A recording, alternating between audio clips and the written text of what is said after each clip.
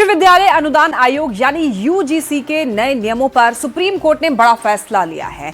और देखिए, supreme court ने फिलहाल यूजीसी के नए नियमों पर रोक लगा दी है। साथ ही केंद्र सरकार और एसजी को नोटिस जारी किया गया है। बता दें आपको, 19 मार्च तक पूरे मामले में जवाब मांगा गया है। अगली सुनवाई 19 मार्च को होगी। कोर्ट ने अपने फैसले में यह कहा है कि फिलहाल यूजीसी का 2012 का रेगुलेशन ही जारी रहेगा।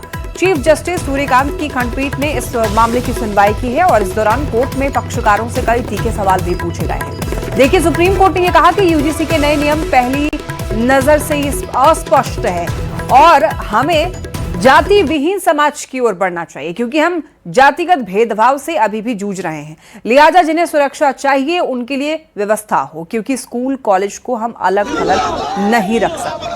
अगले आदेश तक 2012 के नियम ही रहेंगे। यूजीसी के नए नियम पर रोक लगा दी गई है। सुप्रीम कोर्ट का यह बड़ा फैसला सामने आया है और नए नियमों का दुरुपयोग हो सकता है, ऐसा सुप्रीम कोर्ट ने कहा है।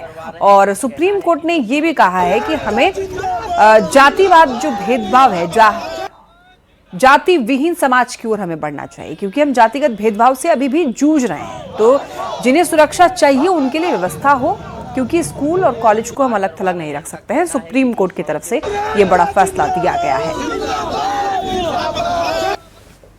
रेगुलेशंस नए नियम पास किए गए हैं, उस पर सुप्रीम कोर्ट ने रोक लगाई है, उसको एबियंस में रखा है और सुप्रीम कोर्ट ने अपनी पावर्स को एक्सरसाइज करते हुए अंडर आर्टिकल 142 जो यूजीसी रेगुलेशंस 2012 हैं उनको इन ऑपरेशन किया, उनको प्रभावी किया। अगला कदम क्या रहेगा, क्योंकि इस पे सुप्रीम कोर्ट की तरफ अब सुप्रीम कोर्ट ने इस मामले में केंद्र सरकार को और सारे पक्षकारों को नोटिस जारी किया है और इस मामले की अगली सुनवाई 19 मार्च को निर्धारित की गई है। 19 मार्च को क्या कुछ होने की संभावनाएं हैं? अब ये तो कोई व्यक्ति प्रेडिक्ट नहीं कर सकता है। केंद्र सरकार से जवाब मांगा है, केंद्र सरकार अपना जवाब देगी, फिर मामला आगे बढ़ेगा।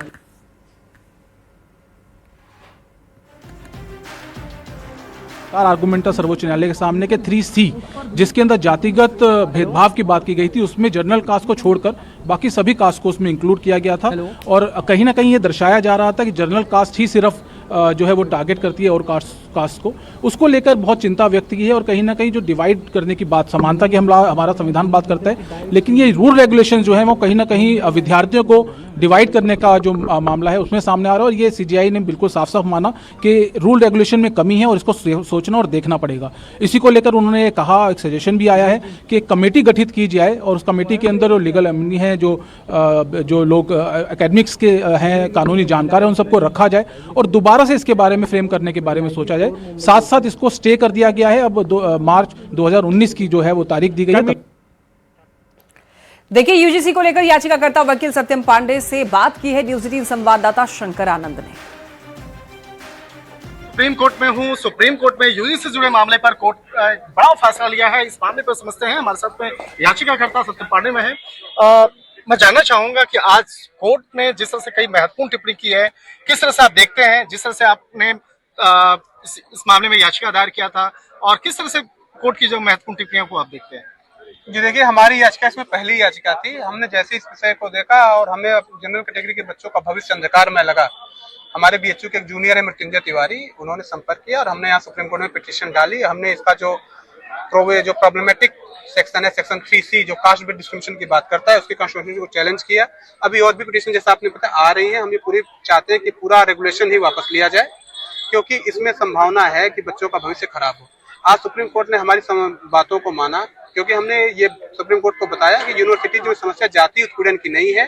समस्या यूनिवर्सिटी में जो सर्वमान्य है, पूरी दुनिया में मानी जाती है, वो रैगिंग की मानी जाती है। और रैगिंग चाहे SC/ST का बच्चा हो, चाहे OBC हो, चाहे जनरल हो, किसी के भी साथ हो सकता है। करने वाला कोई हो सकता है, क्योंकि करने वाला वहाँ सीनियर होगा और सहने वाला जूनियर होगा। सीनियर अगर SC/ST OBC कम्युनिटी का हुआ और रैगिंग सहने वाला जूनियर जनरल कैटेगरी का हुआ, तो उसके पास कोई ऑप्शन नहीं था सिवाय इस बात को, इस अत्याचार को चुपचाप सहने का, क्योंकि अगर विरोध करता तो वो जेल जाता और उसका भविष्य, नौकरी, उसके सारे सपने और उसके माँ बाप के सपने हमेशा के लिए खत्म हो जाते। आज सुप्रीम कोर्ट ने इस बात को समझा और हमारी बात पे ये कहा भी कि हम क्या चाहते हैं। क्या जैसे अमेरिका में कभी एक जमाने में श्वेत और श्वेत बच्चों के लिए अलग अलग विद्यालय, हम वैसा चाहते हैं। ये रेगुलेशन नहीं था, बेसिकली एक्विजिशन था जनरल कैटेगरी के खिलाफ। आज एक बड़ी जीत है, लेकिन मैं इसे राहत ही मानूंगा अभी, क्योंकि अभी लड़ाई बाकी है। अब देखते हैं 19 मार्च को क्या होता है। हम अपनी और पूरी तैयारी के साथ यहाँ आएंगे।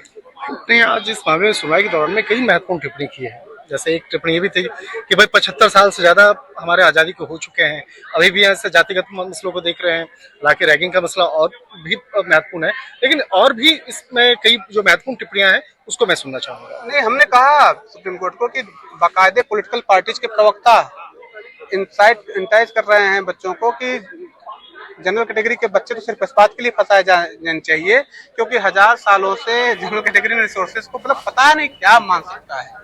ये तो केंद्रीय मंत्री गिरिराज सिंह ने यूजीसी के नए नियमों पर सुप्रीम कोर्ट के फैसले का स्वागत किया है। उन्होंने कहा कि ये मोदी जी की सरकार है, यहाँ पर जहां सभी के साथ न्याय होता है और सरकार सबका साथ सबका विकास के मंत्र पर आगे बढ़ रही है। उन्होंने ये भी कहा है कि जो लोग इस मुद्दे पर राजनीति करना चाहते हैं उन्हें आत्ममंथन करना चाहिए। हम न्यायालय द्वारा लिए गए निर्णय का स्वागत करता हूं और जो लोग ये घटिया राजनीति कर रहे थे यूजीसी के निर्णय को लेकर के, मैं उनके मुंह पे एक कड़ा तमाचा है क्योंकि इस देश का प्रधानमंत्री नरेंद्र मोदी है और ये नरेंद्र मोदी ने वही काम किया है आज तक जो अभी तक देश के हित में नहीं हुआ है। चाहे 370 धारा को हटाना, चाहे ईडब्ल्यूएस जो सवर्णों के, गरीबों के, कमजोर के लिए 10% का आरक्षण देना, चाहे शेड्यूल कास्ट, चाहे ओबीसी को सरकार कानूनी मजबूती देना, ये सारे काम नरेंद्र मोदी जी ने किया क्योंकि हम लोग तो उन लोगों में से हैं जो भारतवंशियों के लिए हित की चिंता करते हैं, चौमुखी विकास की चिंता करते हैं।